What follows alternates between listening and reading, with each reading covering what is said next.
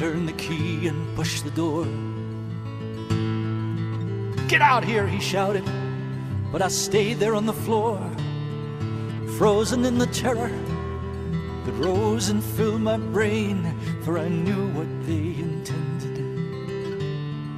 I could not face the pain.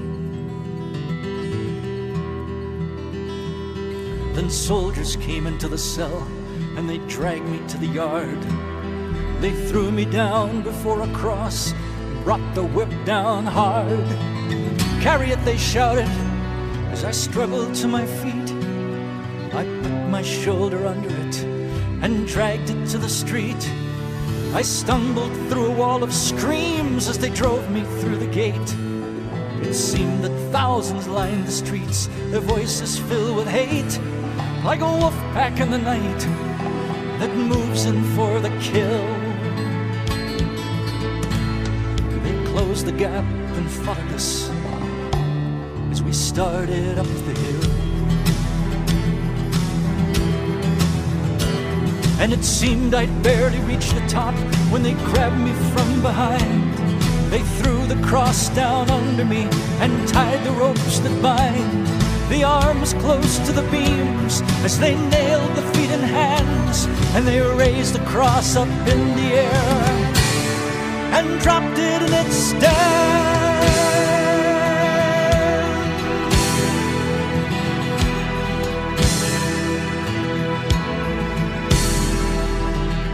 Through a blur of pain, I saw the cross there next to mine.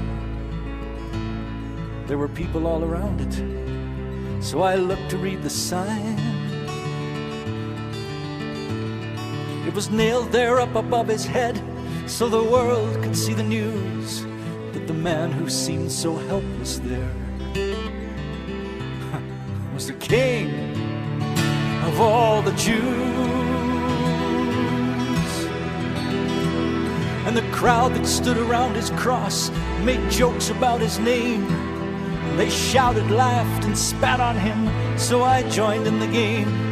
I said, "Hey, if you're the king, why don't you get us down from here?" But the taunt just sounded hollow. It echoed in my ears. 'Cause he looked at me with eyes that seemed to reach into my heart. They shone a light on all my lies and tore my life apart. There was more that lay behind that gaze than simply blood and clay. But knowing was too much for me. I had to look away.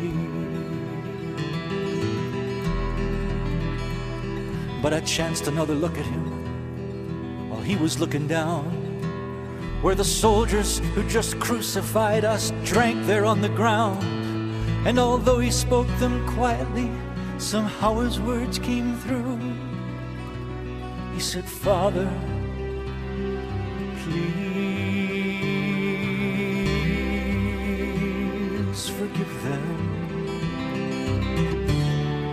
They don't know what they do." And then, as if they'd heard him speaking, the crowd began to roar, whipped to frenzy by the priests who urged them on to more. But the worse the accusations, now the plainer I could see the guilt, the accusers, not the one there next to me. But the man upon the other cross began to curse and swear, and his voice was filled with venom as he hurled it through the air. All the horror that was in him and had laid his life to waste came out in every syllable he flung in Jesus' face. And Jesus only looked at him, but something rose inside of me. In spite of all that watched us there, it couldn't be denied, because his righteousness and innocence were shining bright and strong. I just couldn't keep my silence. If that cursing still went on, I cried out, don't you fear the wrath of God? Even at the end, you'll curse us both into the pit. Is that what you intend? We're only getting what we're due. We've sinned our whole lives long. But don't you talk to him that way, 'cause he's done nothing wrong.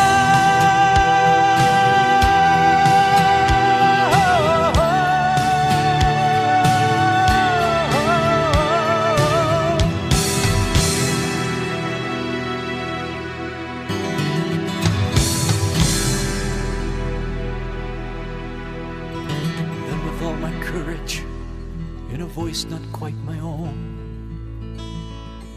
I asked him, Lord, remember me when you come into your throne.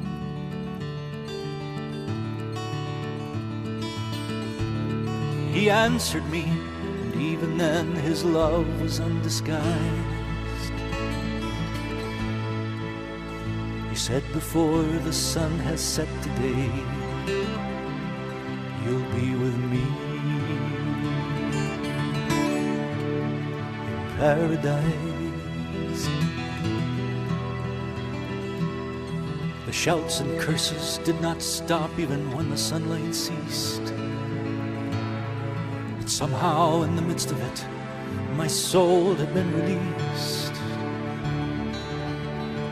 And though the agony continued, it was still too small a price be allowed to hear those words and to die beside the Christ.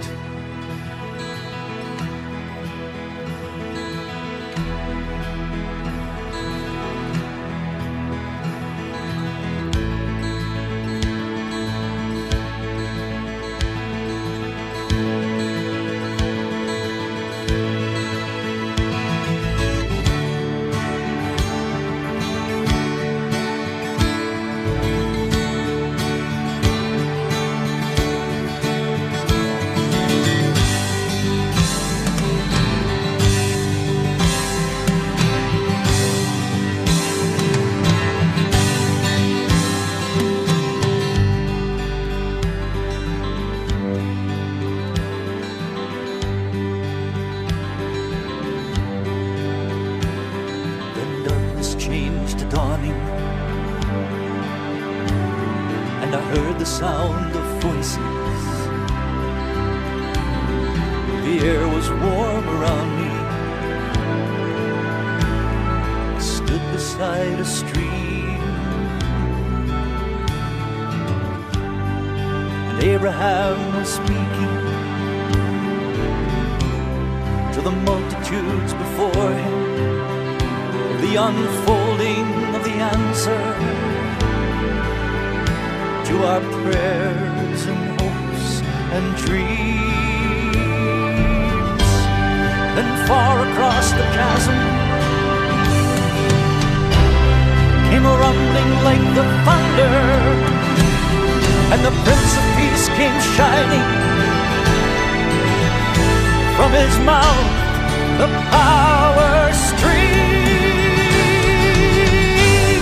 And the walls and towers crumbled, and the gates of hell went under, as thousands sang the victory. We have been redeemed. Jesus is the Lord of all. Jesus is